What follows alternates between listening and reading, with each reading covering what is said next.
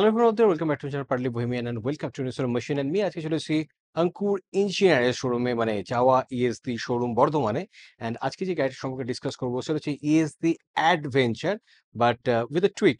এটা অ্যাডভেঞ্চারের নতুন আবতার। এখন এটা চলে এসেছে টুইন হেডলাইট সেটআপ নিয়ে। তার মানে আজকে ডিসকাশনটা হবে এই ইএসডি অ্যাডভেঞ্চার টুইন হেডলাইট যুক্ত বাইকটার উপর। তো আজকের এই কন্টেন্টে বাইকটার প্রাইস, স্পেসিফিকেশন, ফিচার্স সম্পর্কে সমস্ত কিছু জানবো এবং জানবো বাইকটাতে আর নতুন কি কি পাচ্ছেন যদি কম্পেয়ার করা হয় প্রিভিয়াস জেনারেশনের সঙ্গে। তো আপনি যদি একটা ট্যুরিং পারপাসের জন্য একটু অন্যরকম বাইক কেনার প্ল্যান করে থাকেন দেন ডেফিনেটলি এই কন্টেন্টটা আপনাকে একটু হেল্প করে দেবে এই বাইকটা সম্পর্কে আরো বেটার ভাবে জানতে এবং আপনার ফাইনাল ডিসিশনটা নিতে। তো ফার্স্ট অফ অল বাইকটার যে ডাইমেনশনের ইনফরমেশন সেটা একটু শেয়ার করে দিই। গাড়িটা ডাবল ক্যাডেল ফ্রেমের উপর বেস করে ইএসসি তৈরি করেছে। গাড়িটার কার্ভ ওয়েট 187 কেজি, যেটা সিঙ্গেল হেডলাইট সেটআপ যুক্ত যে বাইকটা আসছে তার থেকে 1 কেজি বেশি। অ্যান্ড এখানে আপনি 15.5 লিটারের ফুয়েল ট্যাঙ্ক পাচ্ছেন। আর বাইকটার সিট হাইট 815 মিলিমিটার। তো আমাদের সঙ্গে একজন ভাই রয়েছে আমান, আমি আমানকে বলবো একবার বাইকটাতে বসে দেখাতে। তো আমানের হাইট 5 ফিট 6 এর মতো। তো আমানের হাইট যুক্ত লোক যদি বাইকটার উপর বসে দেন কি হবে সেটা আপনারা নিজের একবার দেখে নিন। সো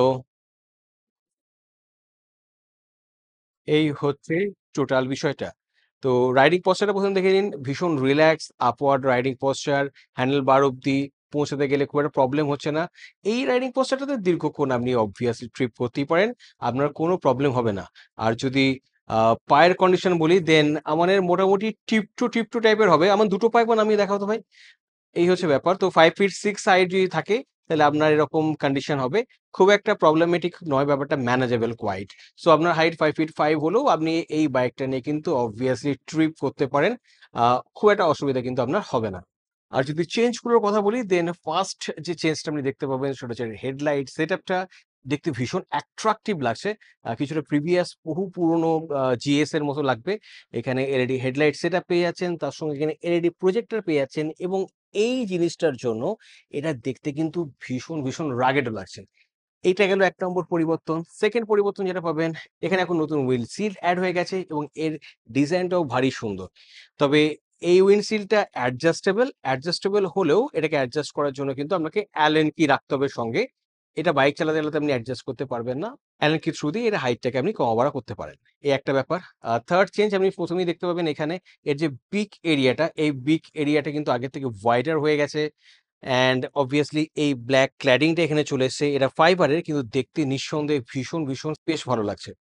আর ফ্রন্টের আন্ডারপিংস এর কথা বলে ফ্রন্টে 41 মিলিমিটার টেলিস্কোপিক ফর্ক পেয়ে যাবেন উইথ ক্রেটার।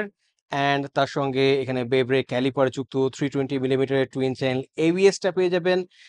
এখানে 320 মিলিমিটার ডিস্কটা আপনি দেখতে পেয়ে যাবেন। অ্যান্ড এখানে এখন ট্রাকশন কন্ট্রোলটাও অ্যাড হয়ে গেছে যেটা অন অফ করা যেতে পারে।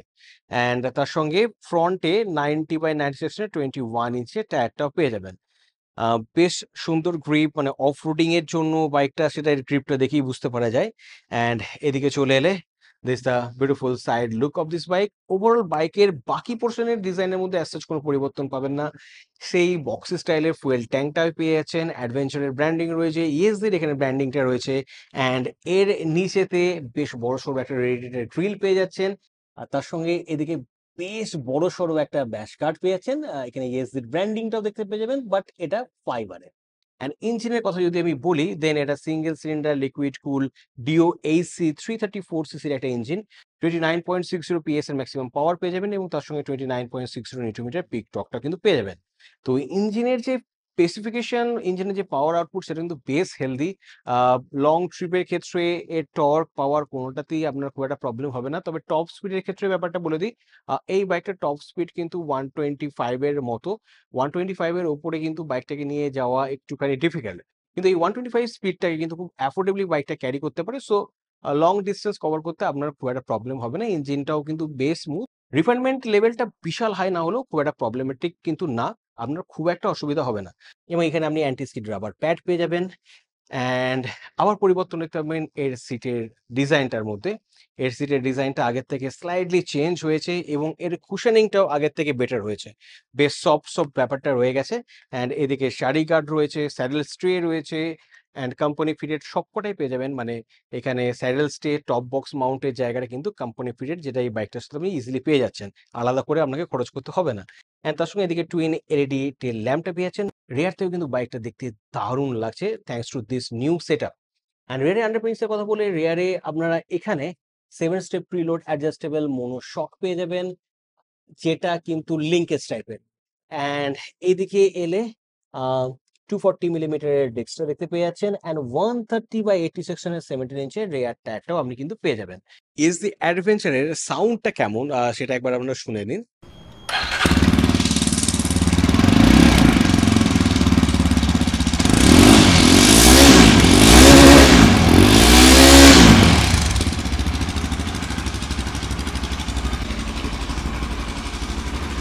অ্যান্ড এই দিকটাতে টিথ পেয়ে যাচ্ছেন, অ্যান্ড এখানে আগেন রাবার সোলটাও পেয়ে যাচ্ছেন।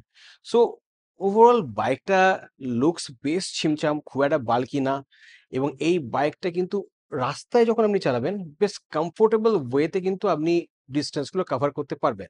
অ্যান্ড বাকি জিনিসগুলোর কথা বললে, এই দিকটাতে এর মিটার কনসোলটা পেয়ে যাবেন, এবং মিটার কনসোলটার মধ্যেও কোনো পরিবর্তন নেই।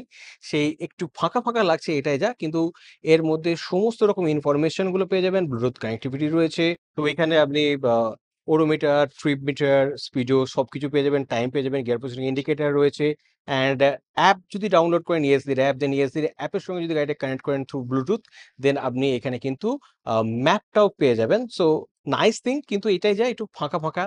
আর এদিকে engine kill switch, hazard light ইগনিশনটা পেয়ে যাচ্ছেন, এদিকে upper beam lower beam pass switch, মানুষগুলো পেয়ে যাচ্ছেন, টার্নিং ইন্ডিকেটর পেয়েছেন, হর্ন পেয়ে যাচ্ছেন।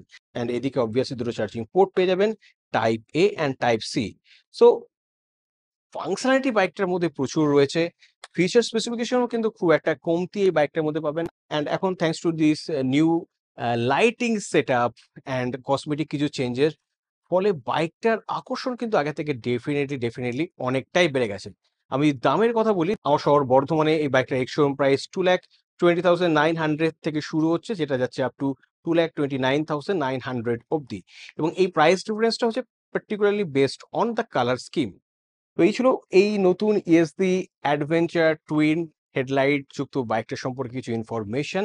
আপনাদের এই বাইকটা কেমন লাগলো এবং এই কন্টেন্টটা কেমন লাগলো সেটা অবভিয়াসলি কমেন্ট সেকশনে জানাবেন, এবং কন্টেন্ট ভালো লেগে থাকলে প্লিজ চ্যানেলটাকে সাবস্ক্রাইব করতে, লাইক করতে, শেয়ার করতে ভুলবেন না। খুব তাড়াতাড়ি এই বাইকটার উপর একটা ছোট রাইড রিভিউ আপনারা পেয়ে যাবেন আমার চ্যানেলটাতে। তো তখন আমি আরো ভালোভাবে বলতে পারবো ইঞ্জিনটার মধ্যে ফার্দার কোনো মডিফিকেশন হয়েছে কিনা, বা চালিয়ে কোনো পার্থক্য পাচ্ছে কিনা, অ্যান্ড অবভিয়াসলি কম্পারিজন তো করবোই। তো খুব তাড়াতাড়ি অন্য কোনো কন্টেন্ট নিয়ে আবার আপনার সঙ্গে দেখা হবে। ততক্ষণ তো stay fantastic and keep revving. Bye by.